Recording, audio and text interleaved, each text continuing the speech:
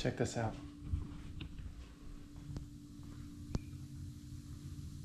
Hey guys. What you doing? How cool is that, man? Welcome to Florida.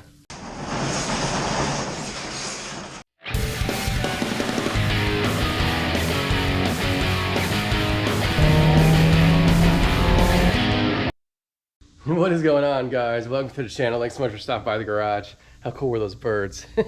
In Florida, we got all crazy sorts of wildlife around here. So today, we're gonna be changing the spark plugs on the old Commander. We got our V8 4.7 liter beast in here, and we're gonna change the spark plugs, not because it's running incorrectly or anything like that, but I have no idea when it was last done, and it's super inexpensive to do. It's gonna help with gas mileage, it's gonna help with horsepower, so why not do it? I got these guys right here, got them off Amazon. I think they're like $24.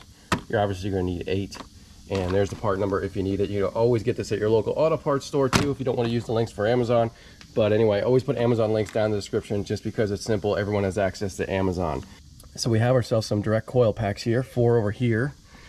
And then we have 4 over here, hard to see because this kind of DIY intake by the previous owner is in the way. So if you guys have an OEM setup, it'll be in the way as well.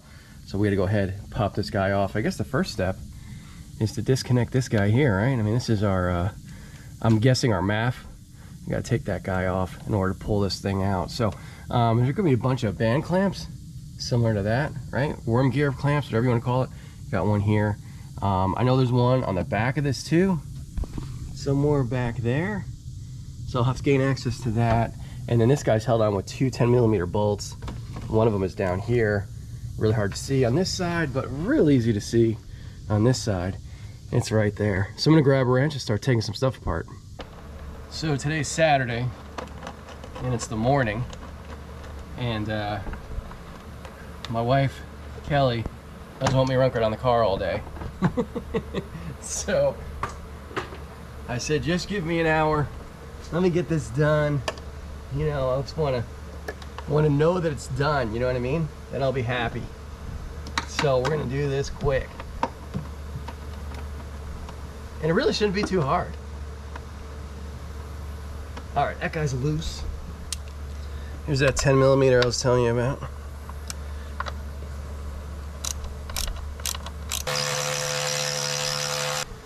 All right, let's see how this guy comes off.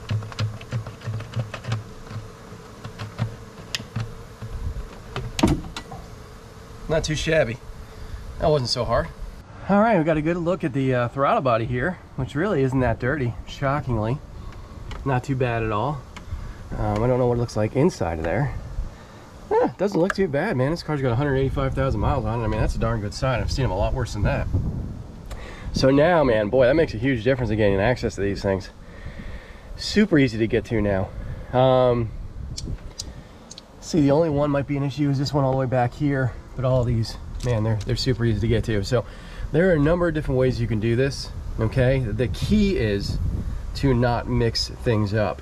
Now, they're usually wired in a way where it's really hard to mix up. So what I mean is we're gonna loosen this and pop them off, and we're gonna loosen this and pop them off, and blah, blah, blah. If we were to do all 4 of them, usually it's wired in a way where this guy won't fit here, and this guy won't fit here. But to not even go down that road, the way I do it is one at a time. We're gonna take this guy out, pull him out, grab the spark plug, pull it off, install new spark plug, put this guy right back in its place, and work our way systematically around the car. That's the best way to do it, in my opinion, because of the fact, like I said, I'm not gonna be mixing anything up. All right, looks like these are 10mm. Easy to come off. I will loosen them to make sure I don't run into anything crazy here. Gonna need an extension for some of these, but you can see how this thing is not that strong and how easily these are loosening, and that's what you want. They only need to be held down with just a little bit of force. So keep that in mind when you're reinstalling them. All right, let's go ahead and disconnect this guy. This should be pretty simple. As I say that, I struggle. Okay, well, there it goes. All right, he comes off.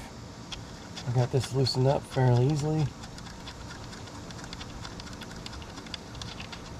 All right, nut comes off of there. Put him somewhere safe. Oh, And now comes the coil on plug. Looks pretty good. Now if your car ever runs like crap, this is usually the problem. One of these goes bad. All right, so down in there, we got our spark plug. So next step, you get one of these spark plug sockets. Mine is super old, man. It came with a really old Craftsman kit, and it has like rubber in there, so it grabs onto the spark plug. Really cool tool to have. Yep. That's a good sign. You never want to crank these things down too much, man. It's totally unnecessary.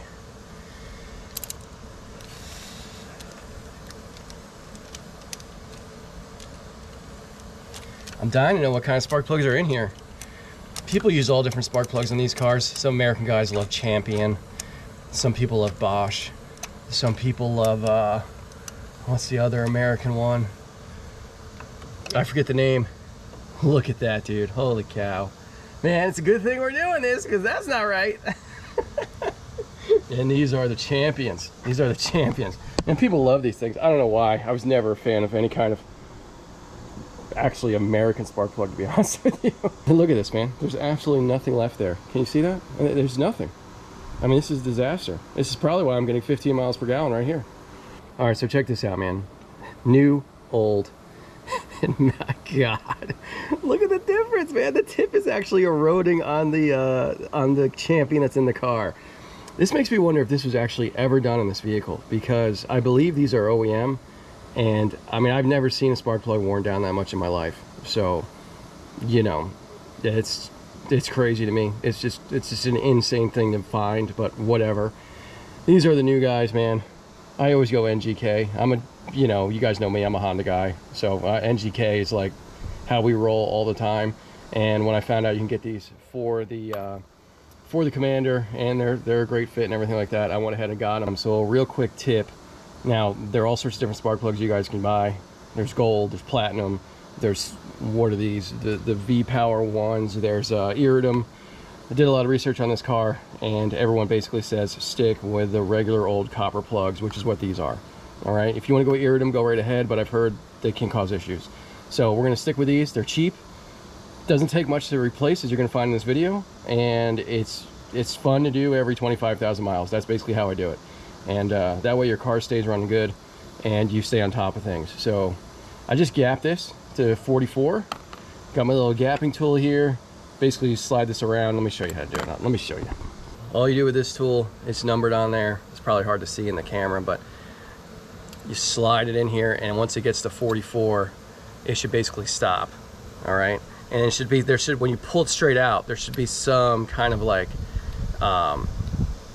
just be some grab between the top of the spark plug electrode and this tool. If you ever have to widen the gap on the spark plug, you actually use this hole here. Put it down here like a bottle cap, and you pry up, and you'll open it up that way. It's a safe way to do it. If you ever have to shrink it down, basically just tap it down on something hard, and it'll go ahead and go down. But just be careful with these. They are a little bit delicate. So something you can do with your spark plugs, if you're so inclined, is add a little bit of kind of anti-seize to the threads. I used to do this all the time. I don't do it anymore, but you can do it if you're going to do something that's going to be in the engine for a long time.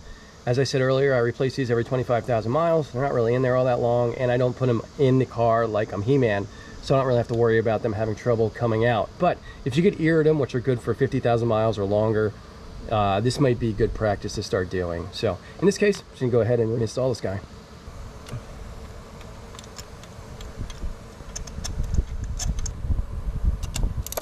And you just kind of pull it, and I would say 15-20 foot-pounds done. All right, now we're going to take the coil on plug and put it back in here. Super easy to do. Obviously it goes over the guide there. Just give it a firm push. It should be good. You grab your nut, reinstall it, tighten that down. You don't want to go crazy with this. Again, that's good. Maybe 20 foot-pounds of torque, and then you plug this guy in. And that one's done. All right, see how easy that is? How long did that take? Maybe 5 minutes, and that includes getting tools. So I'm gonna go ahead and go around the rest of the engine, replace the other 7, and I'll let you know if I run into any problems. All right, man, we took care of it. Check it out.